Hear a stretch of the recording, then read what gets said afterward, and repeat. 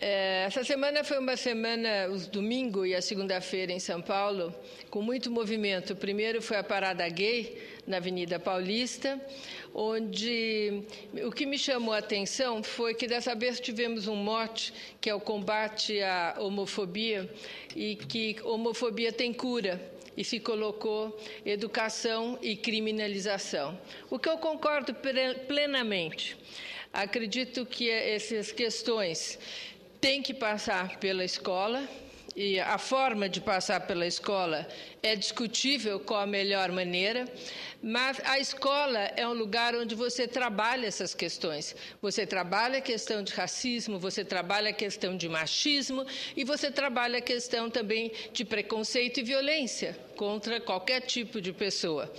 Então, a educação é um lugar importante, como é também na televisão, na medida em que você vê pessoas discriminando ou fazendo pouco de uma pessoa negra na televisão, hoje já é crime. Então, nós não temos mais crime de racismo, não temos mais preconceito explícito na televisão, porque hoje é crime. Em relação a homossexuais, não é crime. Então, você tem na televisão ainda isso. A importância da criminalização é enorme, porque você passa a ter as pessoas muito mais cientes do que podem ou não fazer. Porque a gente sabe que lei não muda comportamento, né? Mas a lei ajuda a diminuir o preconceito e a lei diminui sim o comportamento. A pessoa vai pensar muito antes de ir para a cadeia. Agora mesmo eu estava lendo que a comissão que está estudando o Código Penal, senador Cacildo, ela está pensando em colocar o crime de racismo como crime hediondo. Então nós vemos que a sociedade cada vez mais aceita o preconceito no seu seio.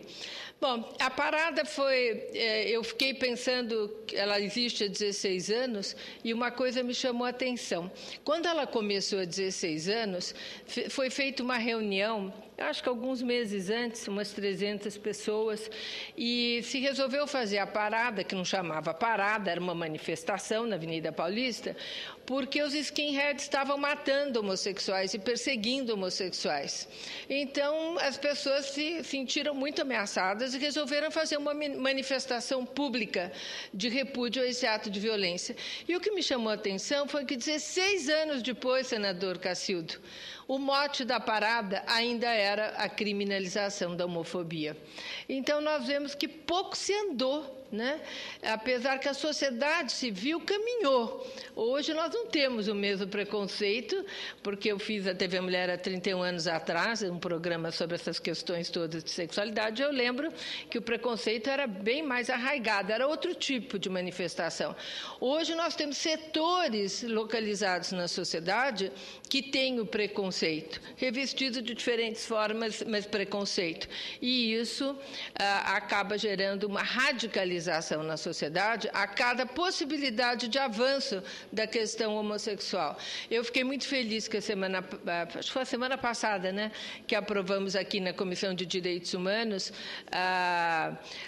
uma mudança no artigo da Constituição, do Código Civil para fazer valer no Código Civil, que foi já promulgado como decisão do STF, do Supremo Tribunal Federal, a possibilidade de mudar no Código Civil a união entre homem e mulher para a união entre pessoas, sem discriminar.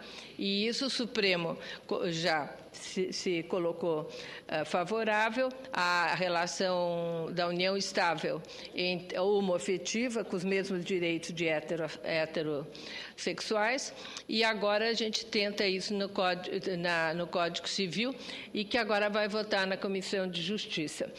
A outra questão que eu gostaria de trazer hoje é a questão do transporte, mudando de água para vinho, né? A questão do transporte metropolitano. Essa é uma questão que tem nos preocupado muito, todos que moram em grandes metrópoles, né? Porque quanto maior a região metropolitana, mais difícil é essa conversa. Por exemplo, em São Paulo, que é uma região com mais de 38 municípios, a região metropolitana, a conversa entre todas as prefeituras com a capital é complicada. É complicado você fazer uma tarifa única, é complicado fazer o ônibus intermunicipal. Quem acaba perdendo é sempre o cidadão e o preço alto do transporte. Esse seminário é um seminário que foi iniciativa do deputado Felipe, e foi interessante, eu fui também como convidada, pude também falar. Foi um seminário internacional com convidados americanos de Los Angeles e Portland, onde eles têm problemas semelhantes aos nossos. Agora, o que eu gostaria de dizer é que nós temos no Brasil 39 regiões metropolitanas, né, que envolvem 482 municípios. Sabe quantas pessoas moram nas regiões metropolitanas no Brasil? 106 milhões de brasileiros, o que vem a ser mais da metade da população brasileira. 58% dos brasileiros moram nessas grandes regiões. E nós não temos política comum. Eu diria, não tem nem política de segurança, porque o bandido assalta em São Bernardo, foge para a capital, e aí já cria uma confusão para a perseguição do bandido. Ou você não tem política para o lixo, né? Às vezes uma capital coloca o lixo na outra cidade. Então, você teria que ter políticas para tudo isso, mas vista de forma metropolitana.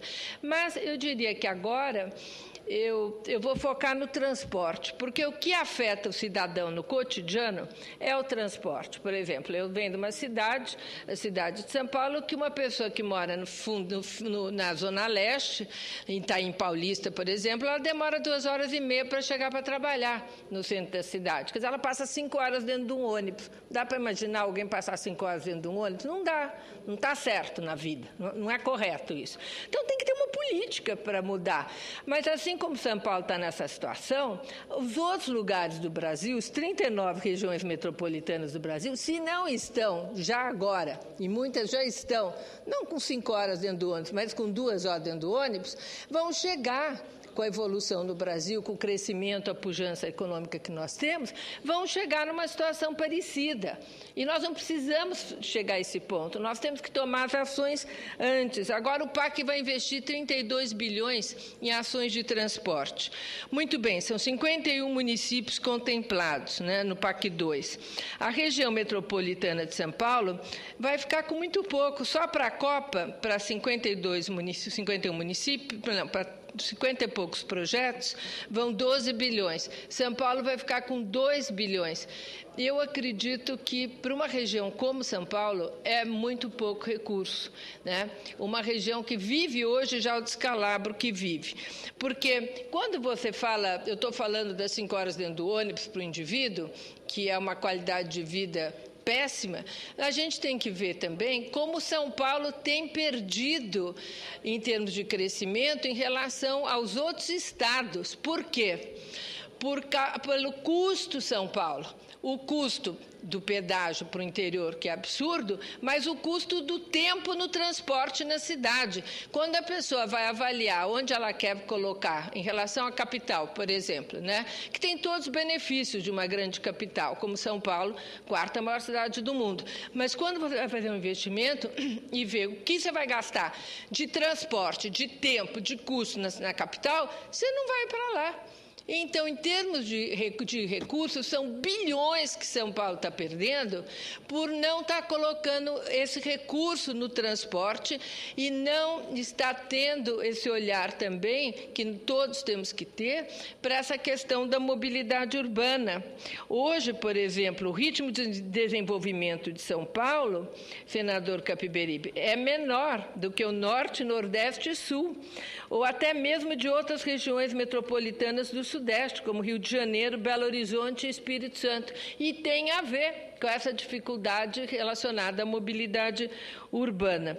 E nós temos que ver que o poder público, principalmente na capital, tem priorizado o transporte individual em detrimento do transporte coletivo, o que também é prejudicial para as pessoas mais pobres, que usam ônibus, né?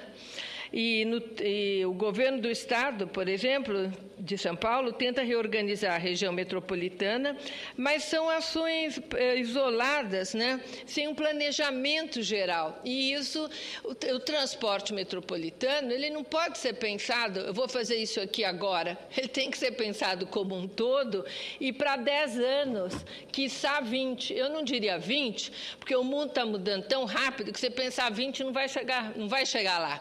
Eu acho que 10 dá um bom tempo para se pensar o transporte, né? Ou pensar 20, um planejamento com uma revisão de cada 5 anos. Mas isso a gente não vê acontecer. E se você não tem esse planejamento na questão do transporte, você não faz metrô com rapidez, você não faz corredor de ônibus assim.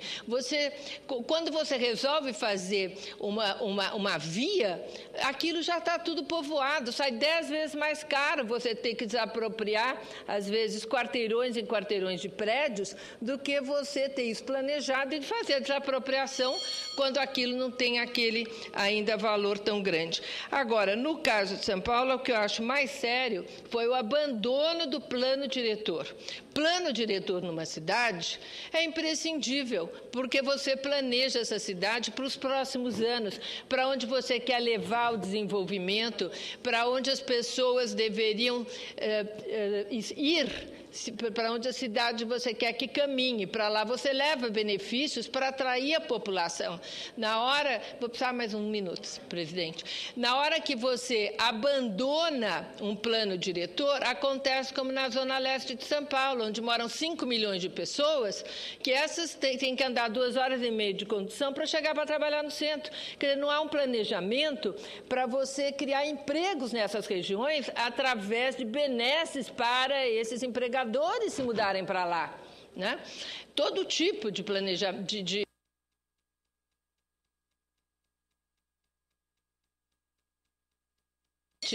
tem interesse em ficar lá e tem trabalho para ficar lá. A outra coisa também que considero muito importante são os corredores de ônibus, que têm um preço mais acessível e que, se já tivesse em São Paulo, que foi deixado planejado há 8 anos atrás, hoje nós teríamos um transporte muito mais ágil, né? E a integração de diversos modais, porque hoje você não pode mais pensar em transporte só com metrô e corredor, você tem que pensar metrô, corredor, bicicleta, veículo leve, BRT, todo tipo de transporte, que, aliás, o Rio de Janeiro está bem antenado na questão do BRT, que já tem 4 e está planejando esse veículo, que é muito rápido e menos custoso de execução. Então, eu queria deixar aqui essa questão da mobilidade urbana, que nós temos que nos debruçar, porque é a grande questão.